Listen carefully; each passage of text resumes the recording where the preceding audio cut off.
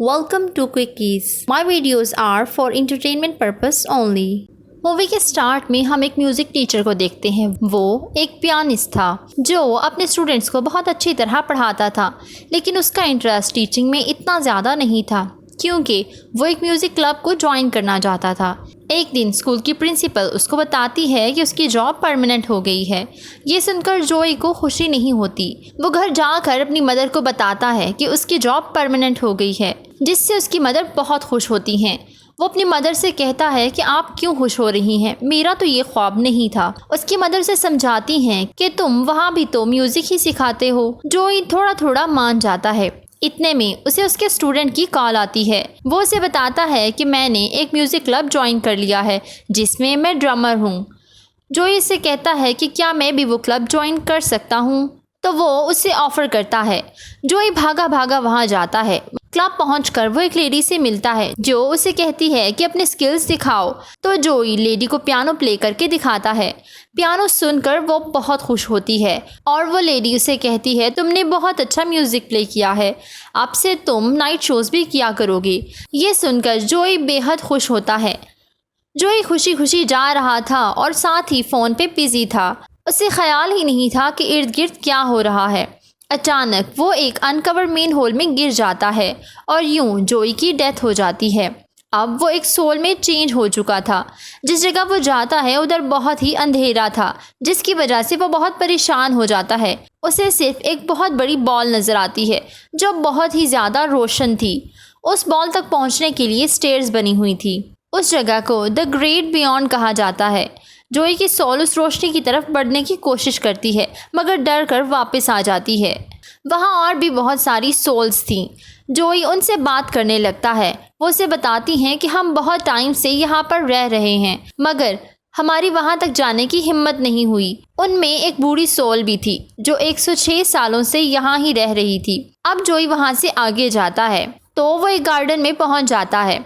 वहाँ पर उसे बहुत सी छोटी छोटी सोल्स नज़र आती हैं जो जोई को तंग करने लगती हैं। इतने में वहाँ एक सबसे डिफरेंट और बड़ी सोल आती है जिसे सोल ट्रांसलेटर कहा जाता था। जोई उससे पूछता है कि ये कौन सी जगह है। वो उसे बताती है कि ये द ग्रेट बिफोर है।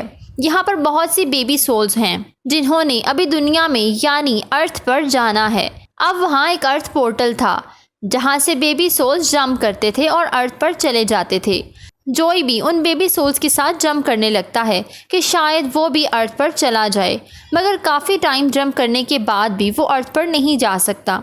अब जोई सोल ट्रांसलेटर से पूछता है कि मैं अर्थ पर जाना चाहता हूँ, तो वो उसे कहती है कि तुम्हें इन सब बेबी सोल्स में से किसी एक सोल का मेंटोर बनना पड़ेगा।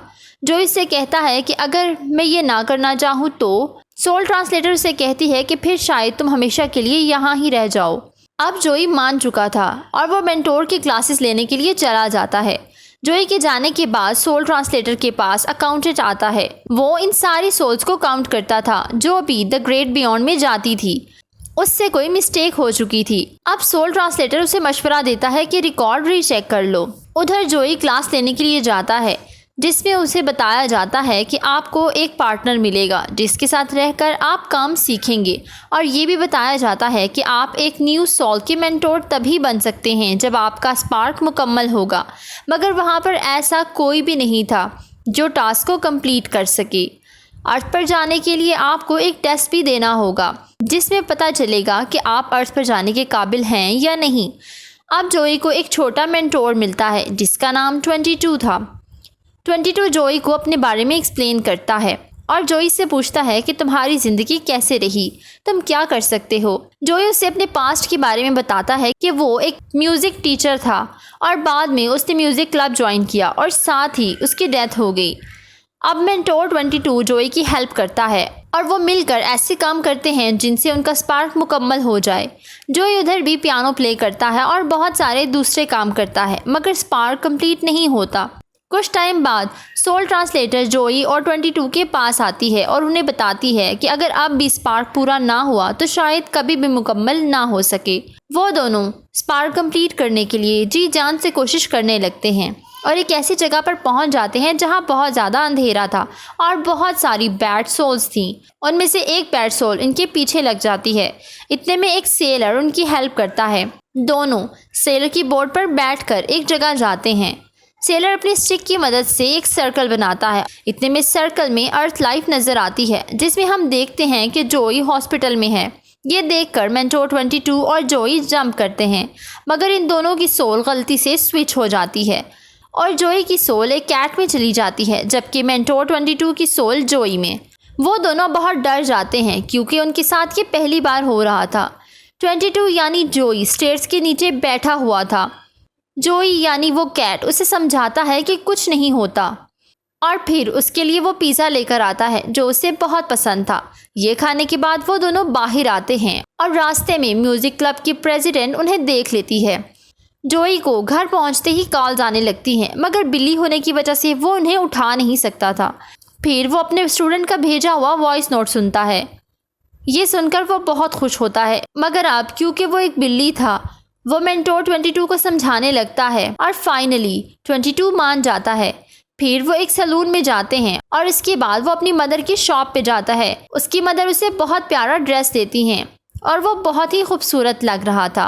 अब 22 को ये लाइफ बेस्ट फील हो रही थी और वो इस ज़िंदगी को हमेशा के लिए जीना चाहता है। जोई उसे याद करवाता है कि तुम 22 की सोल हो और तुम मेरी लाइफ जी रहे हो। ये सुनकर वो भागने लगता है। उधर हेवन में अकाउंटेंट को अपनी गलती समझ आ चुकी थी। वो जगह जगह पर पोर्टल लगाने लगता है ताकि जोई और 22 द ग्रेट बियॉन्ड में जा सकें। और हेवन में जाते ही मेंटोर 22 का स्पार्क कंप्लीट हो जाता है। अब वो दोनों लड़ने लगते हैं। जोई कहता है कि ये सब गलत है, अगर मेरी सोल मुझे ही मिलती तो मेरा स्पार्क कंप्लीट होता। मेंटोर 22 अपना स्पार्क जोई को देकर वहाँ से चला जाता है। जोई फौरन वापस अर्थ पर आता है और म्यूज़िक क्लब में जाता है, मगर फिर भी वो प्रेसिडेंट लेडी उसे कुछ नहीं कहती। जोई की परफॉर्मेंस काफ़ी अच्छी रहती है। जोई वापस घर आता है। वो मेंटोर 22 के बगैर बहुत सैड था। अब वो उसकी चीज़ों को देखता है और अपने पास रख लेता है। जोई इरादा कर लेता है कि वो वापस जाएगा और उससे ये सब चीज़ें दिखाएगा। अब जोई पियानो प्ले करता है और द ग्रेट बियॉन्ड के बारे में सोचता है। फाइनली जोई वहाँ पहुँच जाता है। जोई उस सेलर से बात करता है। वो उसे बताता है कि मेंटोर 22 की सोल अब एक बैड सोल बन चुकी है। अब वो जिंदगी को जीना नहीं चाहता। जोई उसे मनाने की कोशिश करता है, मगर बैड सोल में चेंज होने की वजह से वो नहीं मानता। 22 की सोल जोई को खा लेती है और उस बैड सोल के अंदर जोई को 22 की सोल मिल जाती है। वो उसे एक लीफ देता है जिससे उसका दिल मेल्ट हो जाता है। आखिरकार 22 दुनिया में जाने के लिए रेडी हो जाता है, मगर वो अकेला नहीं जाना चाहता था। वो जोई से कहता है कि हम दोनों साथ जाएंगे। जब वो पोर्टल में जंप करते हैं तो जोई उसका हाथ छोड़ देता है क्योंकि उनके पास एक ही स्पार्क था और जोई वापस द ग्रेट बियॉन्ड में चला जाता है। अब सोल ट्रांसलेटर उससे परमिशन दे देता है कि तुम भी अर्थ पर वापस जा सकते हो। जोई बहुत खुश होता है और कहता है, मैं अपनी लाइफ का हर दिन ऐसे गुजारूंगा जैसे ये बहुत ही लिमिटेड हो और हर पल को यादगार बनाऊंगा। और इस हैप्पी मोमेंट के साथ मूवी एंड हो जाती है। Please don't forget to subscribe, follow my social handles. Thank you for watching.